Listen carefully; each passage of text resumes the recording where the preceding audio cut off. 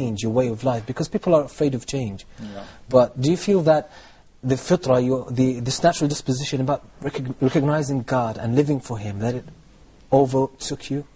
That Yeah, I mean, basically, when I finally accepted that Islam was the truth, it was about a month or so before I took my Shahada, and I wanted to take it, but at the same time, I didn't. I lived in an area which wasn't particularly. There weren't many Muslims there. My family, of course, was a worry.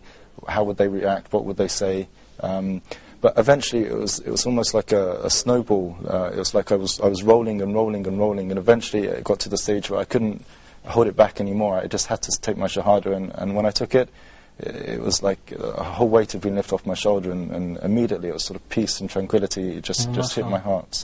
So you feel that you are relieved from all the burden that was on you? Yeah, definitely, yeah. This is amazing. I can't really describe the experience, but it's an amazing experience. It was like I was walking around for hours, and my head was airy and light, and it was just a really amazing experience taking my Shahada. Okay, let's move to talk about your goals. As you have been through this experience from being a non-Muslim, coming to recognize the Creator and living for the Creator and the worship only of the Creator. But basically this was the reason for your change, which is the foundation of Islam, La ilaha illallah. That once you recognize Allah, that's it. Because this power is overwhelming. Yeah. Because it's the truth, And the heart, when the heart recognizes the truth, it cannot deny it. Because the heart doesn't lie, cannot lie. Okay, tell me now about your plans for the future. Now, you know how other people, feel about life, being non-Muslim, and how hard it is for them to come to Islam. So, what are your plans to help in that? Well, firstly, I guess set a good example and be a good Muslim to my family. Learn as much about Islam as I can while I'm here in Egypt, and eventually go back to England.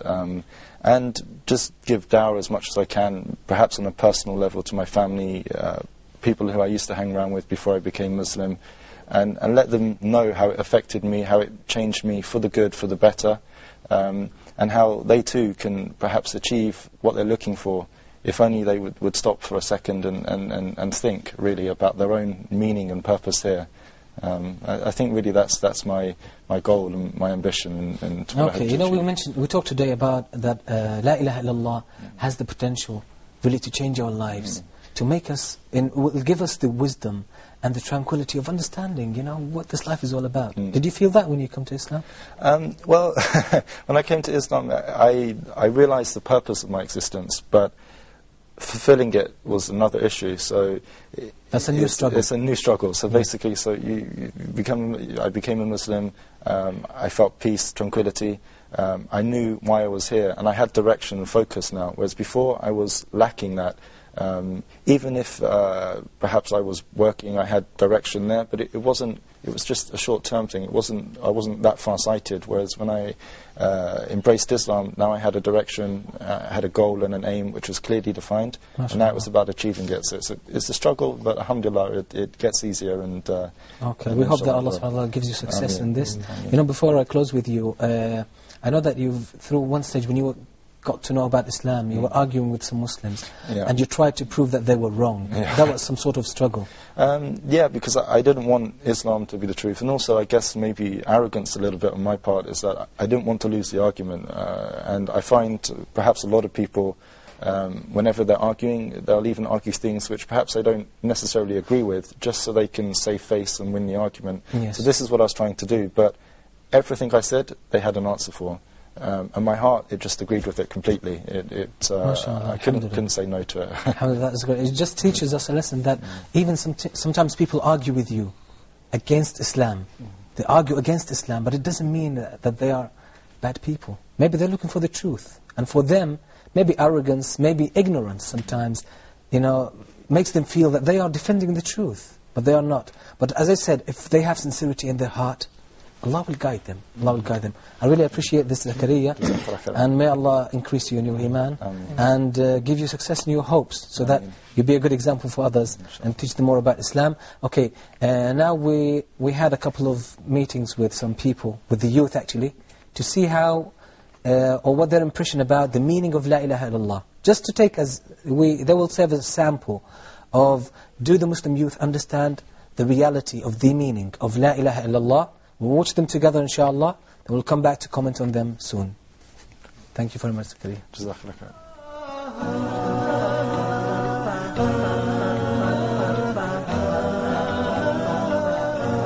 For me, it would mean like you cannot do anything without like thinking of God. Yani everything, every step you have to make, the first thing that comes to your mind has to be God. Yani what will He think about it? Will He accept it or not? Yani and when you interact with people, you don't. Yani the first thing has to be, yani is God. Yani He sees us in every step. So are you ready to be seen? Yani is it true? Yani? When I think of La ilaha illallah, I think less in terms of there is only one God, but also to think that the fact that there is this one God is also the one reason for all of the things that I should do. And I think that saying La ilaha illallah should be something that not only you say in your salat or when reading Quran, but also something to consider before you make a decision.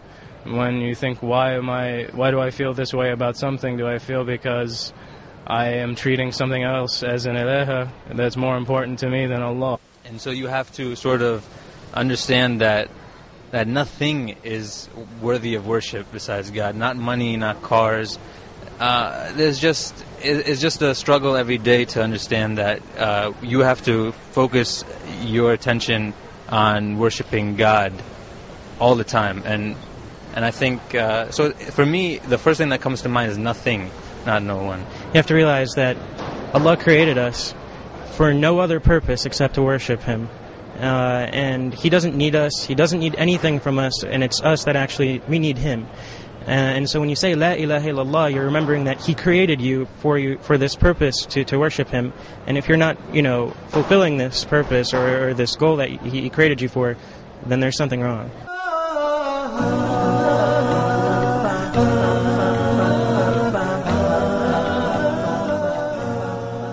Assalamu alaikum wa rahmatullahi wa barakatuh. Welcome back. So we watched these interviews, and I think we have a clear idea about how far or how good the Muslim youth understand La ilaha illallah. We'll comment on this, but first let me say to our viewers, we are waiting for your phone calls. I know maybe for the last couple of weeks we didn't give you enough time, but from now on, inshallah, we'll try to give you enough time to receive your phone calls. So call us on the numbers that will appear on the screen, which is country code 202-8555-248 or 249. Or send us an email, our email address, inspirations@huda.tv. And I think now we have a phone call. We have Sister Rihab from Egypt. Assalamu alaikum. Alaikum salam. How are you, sister? Alhamdulillah. How are you? Alhamdulillah, I'm okay. Everyone here is all right, mashallah. I was having a request from you, Shaikh Moutasem. Yes, go on, sister. Please, I want you to deal with a great problem that's facing most of our daughters and sons. Yes. That they have to deal with our parents, especially Moutasem. Yes. Mostly, our parents are criticizing us in everything we do. As our parents are used to do things from the past, and they believe in it. Yes. And when we interfere to correct some of their wrong habits, they say that this is the right, and this is the right way when in their life. That's actually, sister, that's a common problem, and I always thought about things like this, these issues, to deal with them, and I promise you that very soon, inshallah, we'll start dealing with such issues facing the Muslims. First of all, I thank you really for this phone call.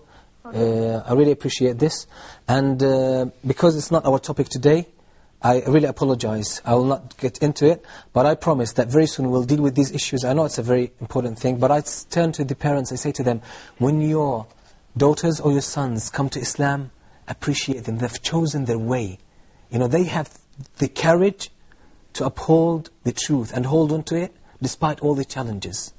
And really, there is nothing today, and I'm saying about today, especially with the challenges that the youth face today, there is nothing that strengthens their character and their understanding of this life more than holding on to Islam, especially to the Sunnah, holding on to the way of the righteous predecessors, really, to the way of the Prophet ﷺ and his companions and the early generations. You know what this does? Because somebody who can hold on to that despite all the challenges, he's a real man. And she's a real woman. And they are, I believe, qualified really to bring up the best of generations. Because they don't compromise the truth. This is part of La ilaha illallah as well. Yeah. It's part of La ilaha illallah. And I'll go back to La ilaha illallah, something very important about the meaning of La ilaha illallah. But first, let us take this phone call. We have Sister Wafa from Egypt as well. Assalamu alaikum. Wa alaikum assalam wa rahmatullahi wa barakatuh. How are you, sister? Alhamdulillah, jazakumullah khair. It's a really wonderful issue you talk about. But I have something to say. Yes, go on. If something can bring tranquility and peace in the heart, it's the obedience to Allah. When I want to obey Allah, this obedience shouldn't be divided into parts. Part for Allah, part for me, part for the others. But it must be